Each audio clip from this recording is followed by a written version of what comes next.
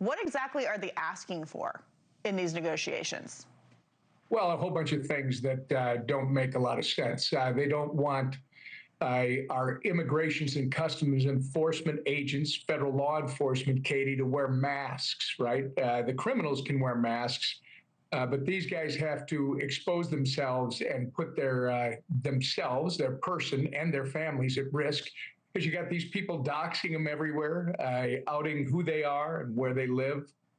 They want them to show identification, which is pretty intellectually inconsistent when you hear the same Democrats saying that voters shouldn't have to show identification, but apparently federal law enforcement should.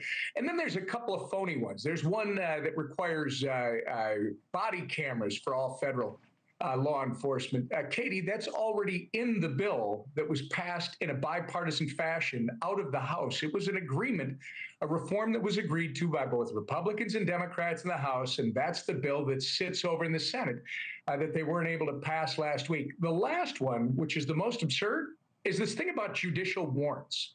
It sounds good on its face. I mean, why shouldn't they have a quote unquote judicial warrant to gain access to a private residence?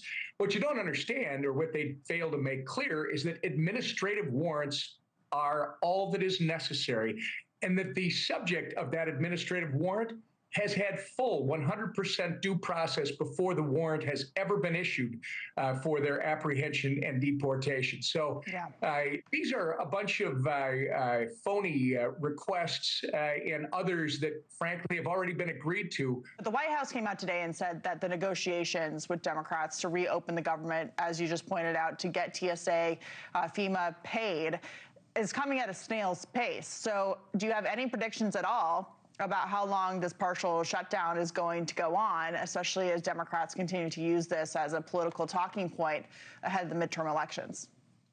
Well, first off, 94%, 96%, somewhere in there, of government has already been funded, Katie.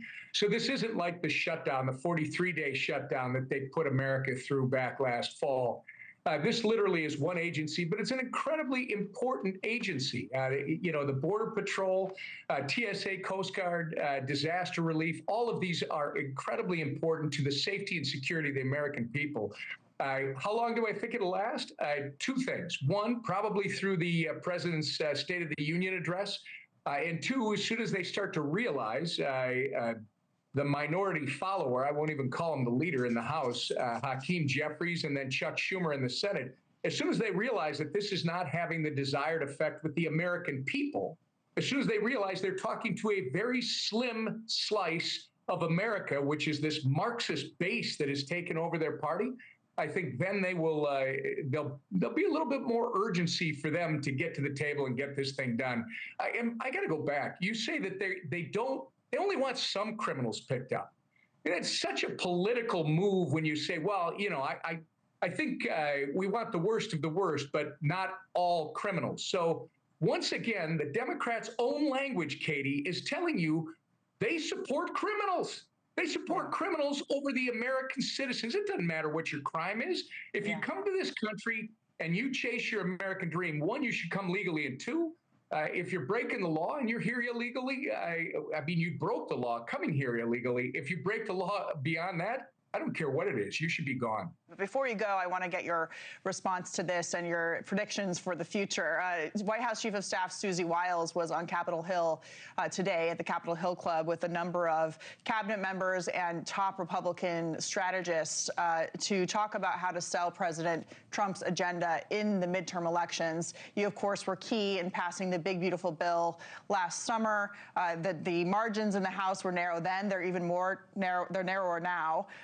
What do you feel like this summer is going to look like, potentially with a midterm convention and trying to get voters out to the polls in a midterm election, not a presidential election, when the president's name is not on the ballot?